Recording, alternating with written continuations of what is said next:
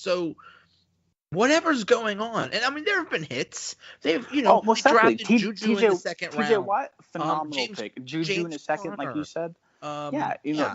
They've certainly hit, but a lot of those guys have been on the offensive side of the ball. And as you know, for the past 10 or 15 years, the Steelers can draft receivers like no other team. Yes. They are the envy of the league in that. Believe me. Yes, a lot of teams absolutely. wish they had that. Yeah. But when you look on the defensive side of the ball, sure, you have great draft picks like Cam Hayward and Stephon Tuitt in the second or third rounds, but your first round guys are supposed to come in immediately and contribute a positive impact towards the football team. And the list of guys that just read off to you, 4 out of 6 didn't. Right. And that's just how it is. And you can't miss that much. You can't miss. And when that's the only way you have to replenish your team, you just can't miss that much. Right. If you're not going to spend money in free agency and you want to keep things in the house, that's all good and fine. But you really need to hit on drafts. And if you're not hitting on the drafts more times than not, you're going to see your team kind of start to decimate and decrease not only talent but production as well. And that kind of wraps up my point is that any other team in the league, they would have cleaned house by now. Maybe not a full coaching swap, but they would have got a better scouting department. The GM might have been fired by the owner. Exactly. Even the entire it would have been staff. They love the Steeler way is not to fire any coaches, which I think is part of the problem too. Because if you were working at your job and you knew that no matter how terrible you did, you weren't going to get fired, then I'm just going to do whatever the hell I want. There's like, well, we have coaching stability. Yeah, but that also can kind of work against you too. Yeah, the Pittsburgh historically is a city of champions. That's the nickname of Pittsburgh for a reason.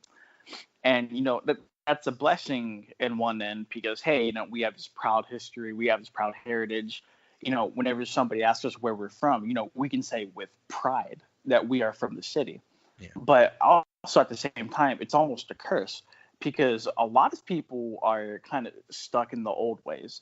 The Steelers can't do anything nowadays without having somebody say, oh, hey, coward this, Chuck and all that. Back in the 70s, blah, blah, blah, blah, blah. This team will always be compared to the teams of years past as long as they don't win Super Bowls. If you ever get a chance, I don't know if you've watched the America's Game documentary on the 2008 Steelers. Sorry, the 2005 Steelers. Joey Porter was talking how the Super Bowl win they had in Detroit was so imperative, not only to win a Super Bowl, but to get everybody to just be quiet about the old Steelers teams and for them to be stopped from being compared to them. Oh, yeah. And, Pittsburgh is almost like stuck in the past whenever it comes to like sports teams.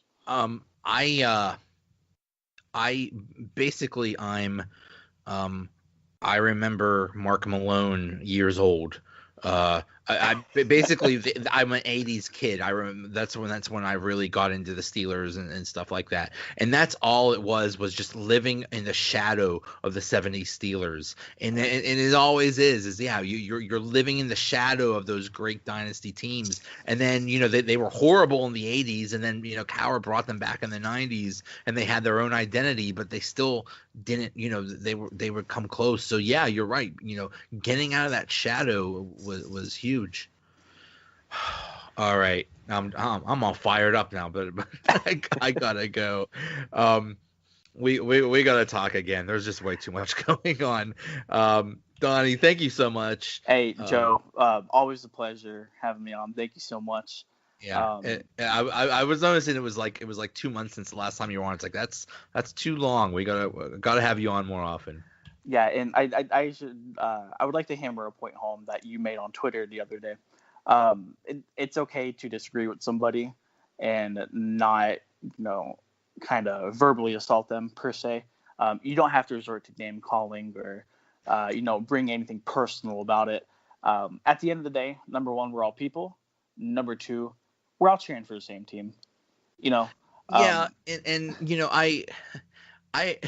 I said when at the end of the regular season, I said good luck Ravens, hope you go far. And people thought that there must have been some filter that said I called their mother a prostitute. They were so offended that I would wish the Ravens luck, that they're like, how dare you? Like, you know what? To me, the Ravens are like, there's a respect there, because they play similar to the Steelers, and it's like every year it's either the Steelers or the Ravens for the AFC North, and this time they came out ahead. It's like, okay, may the best team win. Okay, go ahead. I hope good luck.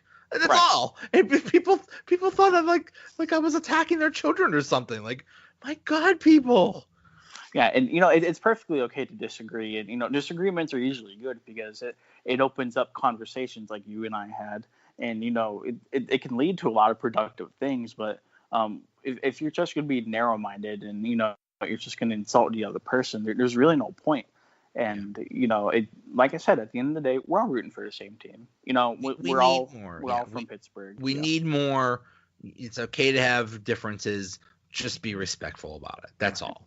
And that's absolutely so. I just thought that was a phenomenal point that you said on Twitter. So I just wanted to commend you on that and say I'm 100% behind that. And yeah, I mean, your podcast is doing phenomenally well, and rightfully so. So congratulations on it. Yeah, congratulations on it getting bigger.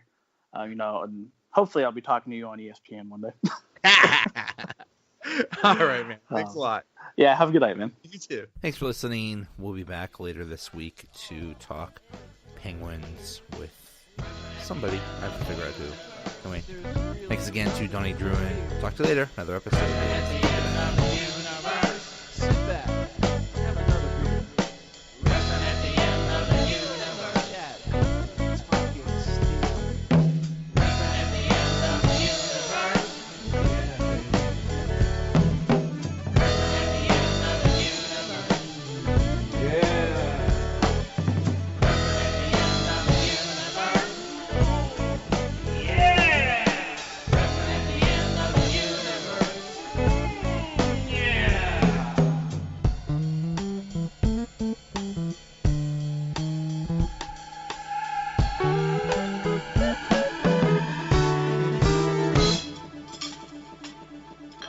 Special for coffee.